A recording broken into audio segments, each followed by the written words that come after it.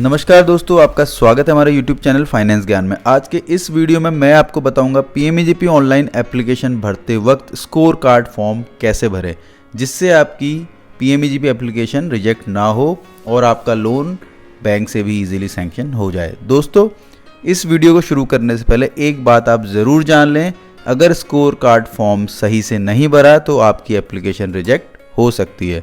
तो दोस्तों, इसको समझने के लिए इस वीडियो को प्लीज़ पूरा एंड तक देखें और किसी भी पॉइंट को स्किप ना करें। और अगर आप हमारे चैनल पर पहली बार आए हैं तो प्लीज़ चैनल को सब्सक्राइब करना ना भूलें और बेल आइकन को ज़रूर हिट करें, जिससे आपको आने वाली वीडियोस का नोटिफिकेशन सबसे पहले मिल सके। दोस्तों, KVIC ने PMEGP एप्लीकेशंस के लिए score card form Indian banking association यानी IBA से प्रिपेयर कराया।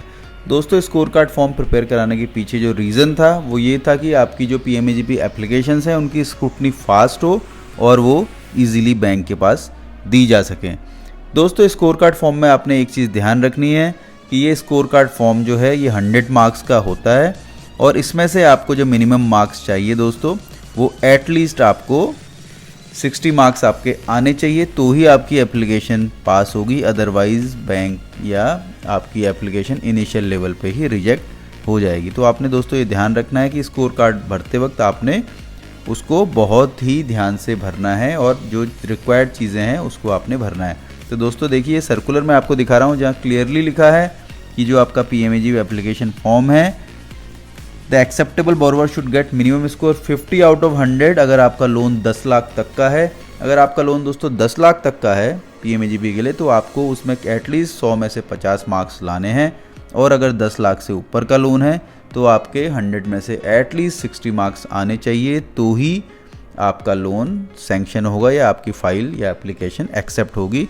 जो वेरियस पैरामीटर्स हैं दोस्तों, उन पैरामीटर्स में आप खरे उतरने चाहिए, तो ही आपकी फ़ाइल आगे तो बढ़ेगी। तो दोस्तों, आपने इन चीज़ों का ध्यान रखना है। तो आइए दोस्तों, हम नज़र डालते हैं PMEGP स्कोर कार्ड फॉर्म पे हमने इसको कैसे फिलअप करना है। देखिए दोस्तों, सबसे पहला जो इसमें पॉइंट आता है वो है personal details. Personal detail non individual के केस में दोस्तों आपको जो मेन प्रमोटर होगा फर्म का या कंपनी का, आपने उसकी डिटेल्स भरनी है। अदरवाइज़ अगर आपकी प्रोप्राइटरी फर्म है या इंडिविजुअल है तो उस केस में आपने अपनी डिटेल्स इसमें भरनी है। देखिए दोस्तों, इसमें पैरामीटर्स दे रखे हैं, उसके आगे उसके मार्क्स दे रखे हैं, आपको कितने मार्क्स मिलते हैं हर पैरामीटर में, उसका क्राइटेरिया है, और डॉक्यूमेंट अपलोड करने हैं वो आप अपलोड कर सकते हैं। तो सबसे पहले दोस्तों एज है। जब आप PMEGP एप्लीकेशन भरेंगे, जब ऑनलाइन आप उसको फिल करते हैं तो आप उसमें अपनी डेट ऑफ बर्थ डालते हैं, उससे एज आ जाती है और आपको ईजिली उसमें मार्क्स वो ऑटोमेटिक आपको दे देता है। देखिए यहाँ 27 साल की एज है तो 25 से 40 तक जो एज ग्रुप है, एज ब्रैकेट है, उसमें 6 मार्क्स हैं, तो वहाँ पे मार्क्स सिक्योर्ड में 6 मार्क्स आ गए हैं। जैसे जैसे आपकी एज बढ़ेगी दोस्तों वैसे वैसे आपके इसमें मार्क्स कम होते जाएंगे। इसके नीचे हम देखते हैं नंबर ऑफ़ डिपेंडेंसीज, आपके कितने डिपेंडेंट हैं। अगर आपके डिपेंडेंट दोस्तों अप टू 3 हैं तो आपको 2 मार्क्स मिलेंगे, अगर 3 से ज़्यादा हैं तो उस केस में आपको उसमें 0 मार्क्स मिलेगा। उसके नीचे हम आते हैं दोस्तों, और एक चीज़ आपने ध्यान रखनी है दोस्तों कि इसमें आपने उस जो भी पैरामीटर है उससे रेलिवेंट डॉक्यूमेंट उसमें आप अपलोड कर सकते हैं। सपोज़ नंबर ऑफ़ डिपेंडेंसीज आपसे पूछ रहा है तो वहाँ पर राशन कार्ड या परिवार रजिस्टर की नकल आप स्कैन करके रखें, जिसकी जो फाइल साइज़ है वो 1 MB से कम हो, उसको यहाँ पे आप अपलोड कर सकते हैं। उसके नीचे देखिए थर्ड पैरामीटर जो है owning a house oblique parental house. अगर आपका अपना मकान है या पेरेंटल मकान है तो उसको आप यस नो करके डाल सकते हैं। अगर आप यस करेंगे तो दोस्तों आपको 5 नंबर मिलते हैं और आपने उससे रिलेटेड आप डॉक्यूमेंट उसमें अपलोड कर सकते हैं, रजिस्ट्री की कॉपी या खतौनी या कुछ और, आप उसमें जो भी उसका रिक्वायर्ड डॉक्यूमेंट है, लीज डीड, जो भी चीज़ आपके पास है उसको यहाँ पे आप अपलोड कर सकते हैं। लेकिन जब अपलोड करेंगे तो ये ध्यान रखें जो आपकी फ़ाइल साइज़ है वो 1 MB से कम की होनी चाहिए। तो चौथा पॉइंट देखते हैं दोस्तों, residing at the same address and location. अगर आप सेम एड्रेस या लोकेशन पर रहते हैं, अगर आप देखिए 5 साल से ऊपर एक ही एड्रेस या लोकेशन पे हैं तो आपको उसमें 5 मार्क्स मिलते हैं। अगर आप 2 से 5 साल हैं तो 3 मार्क्स, और लेस देन 2 में दोस्तों आपको 2 मार्क्स मिलते हैं। तो आपने ये अकॉर्डिंगली उसको चूज़ करना है कि आपको कितने समय हो गया है उस लोकेशन पे रहते हुए, और उससे रेलिवेंट डॉक्यूमेंट आप डाल सकते हैं। उसके लिए दोस्तों आप अपना बिजली का बिल या कुछ और चीज़ डाल सकते हैं। सपोज़ आप एक ही जगह रहते हैं तो आप कंटिन्यूसली बिजली का बिल पे करते हैं, तो वो बिजली का बिल आपके नाम पे होगा, तो वो भी आप यहाँ पे अपलोड कर सकते हैं। या हाउस टैक्स रिसिप्ट भी कर सकते हैं दोस्तों आप। तो ऐसे वेरियस डॉक्यूमेंट हैं जो उससे आप रेलिवेंट पैरामीटर से रिलेटेड आप यहाँ पे डाल सकते हैं। इसके बाद देखिए दोस्तों एकेडमिक क्वालिफिकेशन।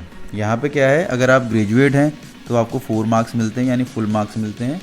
और अगर आप उससे नीचे आपकी एजुकेशन है इंटरमीडिएट, मैट्रिक या बिलो मैट्रिक, तो अकॉर्डिंगली आपको मार्क्स मिलता है। जो हम अपना एजुकेशन सेलेक्ट करते हैं फाइल एप्लीकेशन भरते वक्त इनिशियल लेवल पे, वहाँ से आपके मार्क्स ही ऑटोमेटिक यहाँ पे आ जाते हैं। यहाँ आपको इसको फिल करने की ज़रूरत नहीं है। इसके बाद देखेंगे हम दोस्तों 6 पैरामीटर जो है आपका, वो है experience in the line of trade, यानी आप जो बिज़नेस करना चाह रहे हैं उसमें आपको एक्सपीरियंस है कि नहीं है। अगर आपको दोस्तों है, अगर देखिए आपको 3 साल या उससे ज़्यादा है तो आपको उसमें 8 मार्क्स मिलते हैं, 1 से 3 में 6 मार्क्स और उससे नीचे 3 मार्क्स, और नील है तो 0।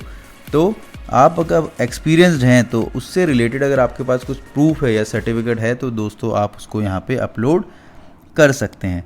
इसके बाद देखिए 7 पॉइंट जो हमारा आता है, any other source of income including family. अगर आपका कोई अदर सोर्स है इस बिज़नेस के अलावा, या मतलब जो भी आप प्रोजेक्ट लगा रहे हैं उसके अलावा कोई अदर आपका सोर्स ऑफ इनकम है, तो दोस्तों यहाँ पे आप यस करेंगे, उसके आपको फुल मार्क्स मिलेंगे 5, और उससे रिलेटेड आप डॉक्यूमेंट अपलोड कर सकते हैं। इनकम के लिए दोस्तों अपना ITR कर सकते हैं। सपोज़ अगर आपकी एग्रीकल्चर इनकम है तो वहाँ पे आप अपना फॉर्म J या जो भी आपकी रिसिप्ट हैं सेल की, जो भी आपने क्रॉप बेची है उसकी अगर सेल की रिसिप्ट्स हैं तो आप उसको भी यहाँ पे अपलोड कर सकते हैं। उसके बाद देखिए दोस्तों 8वां पॉइंट है असेस्ड फॉर इनकम टैक्स। अगर आप इनकम टैक्स के लिए असेस्ड हैं, यानी अगर आप ITR भरते हैं, आप इनकम टैक्स असेस्ड हैं, तो उस केस में आपको 2 नंबर मिलेंगे, अदरवाइज़ आपको 1।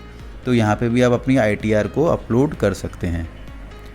उसके बाद दोस्तों देखिए 9 पॉइंट है आपका, अगर कोई लाइफ इंश्योरेंस है, लाइफ इंश्योरेंस पॉलिसी में दोस्तों देखिए क्या क्या है, PMSBY यानी प्रधानमंत्री सुरक्षा बीमा योजना, PMJJY यानी प्रधानमंत्री जीवन ज्योति बीमा योजना, अटल पेंशन योजना यानी APY, या उसके अलावा कोई अदर पॉलिसीज़ किसी भी कंपनी की, चाहे LIC की या किसी बैंक की, जिसी अगर आपके पास हैं तो आप उसको अपलोड कर सकते हैं। अगर आपकी 2 से ज़्यादा पॉलिसीज़ हैं तो उस केस में आपको 3 नंबर मिलेंगे, नहीं तो आपको नीचे कम मार्क्स मिलेंगे accordingly.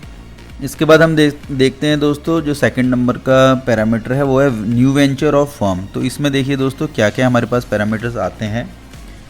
Relationship with the bank या लैंडिंग बैंक, यानी आप जो जिस बैंक से अपना लोन करवाना चाहते हैं उसके साथ आपका रिलेशनशिप कितना लंबा है। इस केस में दोस्तों आपने यहाँ डेट डालनी होती है, आपकी अकाउंट ओपनिंग डेट।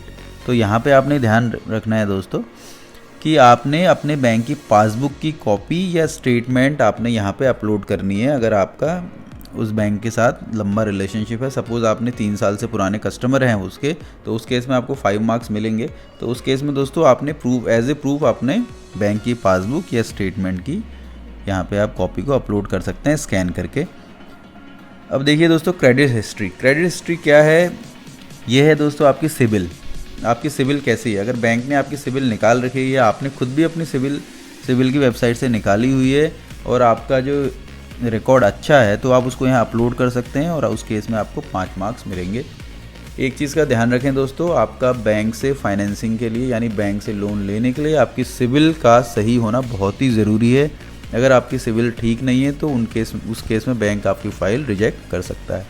अब 12वें नंबर का पॉइंट हम देखते हैं दोस्तों, लोकेशन एडवांटेज, यानी जिस लोकेशन पे आप अपनी यूनिट इस्टेब्लिश करने जा रहे हैं, लगाने जा रहे हैं, वहाँ अवेलेबिलिटी ऑफ इंफ्रास्ट्रक्चर कैसा है, वहाँ का इंफ्रास्ट्रक्चर कैसा है, यानी रोड, बिजली, पानी या मार्केट आसपास का कैसा है, रॉ मटेरियल अवेलेबल है कि नहीं है, लेबर वहाँ मिलती है कि नहीं आपको ईजिली। तो ये चीज़ें आपने ध्यान देनी है दोस्तों। अगर वो अच्छी है तो उस केस में आप यस कर सकते हैं और उस लोकेशन से रिलेटेड जहाँ पे आप बिज़नेस लगा रहे हैं, सपोज़ आपके पास कोई प्रूफ है उसका एड्रेस का या कुछ, तो उसको आप यहाँ पे अपलोड कर सकते हैं।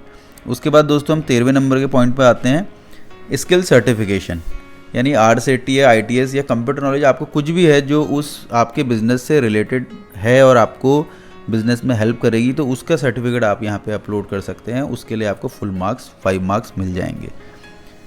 14वां नंबर 14 पॉइंट में देखते हैं दोस्तों, marketing tie up for sale of product. Suppose आप कोई ऐसा प्रोडक्ट बना रहे हैं जिसके लिए आपका टाई अप होना ज़रूरी है मार्केट में। आप ओपन मतलब नॉर्मली मार्केट में सेल नहीं कर सकते, आपके पास टाई अप्स हैं, किसी कंपनी से आपने टाई अप कर रखा है, आफ्टर प्रोडक्शन वो कंपनी आपका माल परचेस करेगी, तो उस केस में आप उस टाई अप की कॉपी को यहाँ पे स्कैन करके अपलोड कर सकते हैं। 15 पॉइंट को देखते हैं दोस्तों, लाइन ऑफ एक्टिविटी। अगर आप मैन्युफैक्चरिंग या सर्विस सेक्टर में अपनी यूनिट लगा रहे हैं तो उस केस में दोस्तों देखिए आपको फुल मार्क्स मिल जाएंगे। ट्रेडर और अदर्स के लिए आपको 3 मार्क्स मिलेंगे। तो आपने ये चीज़ ध्यान देनी है, अगर आपकी फील्ड मैन्युफैक्चरिंग है या सर्विस है तो उस केस में आपको फुल नंबर मिलेंगे, नहीं तो 3 मार्क्स इसमें आपको मिलेंगे ट्रेड और अदर्स के लिए। Registered with authorities, government authorities viz GST licence, यानी कोई भी आपका लाइसेंस 60 नंबर के पॉइंट में देखते हैं दोस्तों, कोई भी अगर आपने लाइसेंस ले रखा है GST तो आपने उसकी कॉपी यहाँ अपलोड करनी है, उसके लिए आपको फुल मार्क्स मिलेंगे। आपने यस सेलेक्ट करना है, यहाँ पे नहीं था तो मैंने नो किया है, और आपने कॉपी को यहाँ अपलोड कर देना है। रिपेमेंट पीरियड दोस्तों, अगर आपका अप टू 5 ईयर्स होता है, यानी 5 साल के अंदर अंदर आप लोन को निपटा देते हैं, ख़त्म कर देते हैं, इतना रिपेमेंट पीरियड आपने बैंक से ले रखा है, तो उस केस में आपको 5 मार्क्स मिलेंगे, और अगर उससे ऊपर होता है तो 3 मार्क्स हैं। एम्प्लॉयमेंट जनरेशन, अगर आप देखिए एम्प्लॉयमेंट जनरेशन में, क्योंकि PMEGP जो स्कीम है दोस्तों, ये basically prime minister employment generation programme है, यानी रोजगार सृजन कार्यक्रम है। ये एम्प्लॉयमेंट जनरेशन के लिए ही इतनी इसमें सब्सिडी मिलती है आपको, गवर्नमेंट इतना सपोर्ट करती है। तो अगर आप 25 लोगों तक एम्प्लॉयमेंट देते हैं, अप टू 25 पीपल, तो उस केस में दोस्तों आपको 5 मार्क्स मिलते हैं फुल। तो आपने ये ध्यान देना है दोस्तों, इसमें आपने मैक्सिमम से मैक्सिमम एम्प्लॉयमेंट जनरेशन की कोशिश करनी है कि आपके जो भी यूनिट आप इस्टेब्लिश करें उससे मैक्सिमम लोगों को रोज़गार मिले। इसके बाद दोस्तों आता है एवरेज DSCR। DSCR क्या है दोस्तों, आप में से काफ़ी लोग नहीं जानेंगे। DSCR है डेब्ट सर्विस कवरेज रेशियो। ये आपका जो टर्म लोन, यानी जो किस्तों वाला लोन आप बैंक से लेंगे अपनी machinery, plant and machinery purchase करने के लिए PMEGP के थ्रू, उसकी जो किस्तें जाएंगी दोस्तों, उसका रेशियो है। अगर आपका रेशियो 2 से ऊपर होता है, एबव 2 है, मोर देन 2, तो उस केस में आपको यहाँ पे 5 मार्क्स मिलेंगे। अब ये रेशियो आपको मिलेगा कैसे? ये रेशियो दोस्तों आपको मिलेगा जिस CA से आप अपनी प्रोजेक्ट रिपोर्ट तैयार कराएंगे, तो वो DSCR कैलकुलेट करता है आपके रिपेमेंट पीरियड की। तो वो DSCR, अगर आपकी एवरेज DSCR मोर देन 2 है तो उस केस में आपको 5 मार्क्स मिलेंगे। अब थर्ड में आते हैं दोस्तों हम, थर्ड एंड लास्ट पॉइंट जो आपका सिक्योरिटी, यानी कोलेटरल सिक्योरिटी कवरेज। आप क्या सिक्योरिटी बैंक को ऑफर कर रहे हैं? अगर आप कोलेटरल सिक्योरिटी देते हैं दोस्तों और वो आपकी कवरेज 100% से ऊपर है, यानी सपोज़ आपका 25 लाख का लोन होता है और आपकी 25 लाख या उससे प्लस की सिक्योरिटी की वैल्यू है, तो उस केस में दोस्तों आपको 10 मार्क्स मिलते हैं पूरे। और अगर उससे कम है तो अकॉर्डिंगली आपको, अगर 50% से 100% सिक्योरिटी की वैल्यू है तो उस केस में आपको 8 मार्क्स मिलेंगे, और 50% से भी लेस है तो उस केस में 6 मार्क्स। और उसके अलावा अगर कोई एडिशनल डॉक्यूमेंट है आपका तो वहाँ पे आप अपलोड कर सकते हैं। उसके बाद आपने इस बॉक्स को टिक करना है दोस्तों, टिक बॉक्स है जो, उसको टिक करके आपने इसको सेव करके सबमिट कर देना है। तो ये आपने ध्यान रखना है दोस्तों, जब भी आप अपनी PMEGP एप्लीकेशन भरेंगे अब, तो आपने स्कोर कार्ड फॉर्म को प्रॉपरली भरना है, और आपने यहाँ पे ध्यान देना है कि आपका PMEGP का जो स्कोर कार्ड में स्कोर आएगा, जो मार्क्स आएंगे, वो एटलीस्ट आपके 60 होने चाहिए अगर आपका लोन 10 लाख से ऊपर का है, और 50 होने चाहिए अगर आपका लोन 10 लाख तक या उससे नीचे का है। तो इन चीज़ों का दोस्तों ध्यान रखना है। और आपकी अगर कोई भी क्वेरीज़ हो PMEGP से रिलेटेड या स्कोर कार्ड से रिलेटेड कि कैसे इसमें भरना है या कौन से डॉक्यूमेंट अपलोड करने हैं, तो प्लीज़ कमेंट सेक्शन में कमेंट करके ज़रूर पूछें। Thank you for watching the video. अगर आपको वीडियो पसंद आया तो प्लीज़ चैनल को लाइक और सब्सक्राइब करना ना भूलें।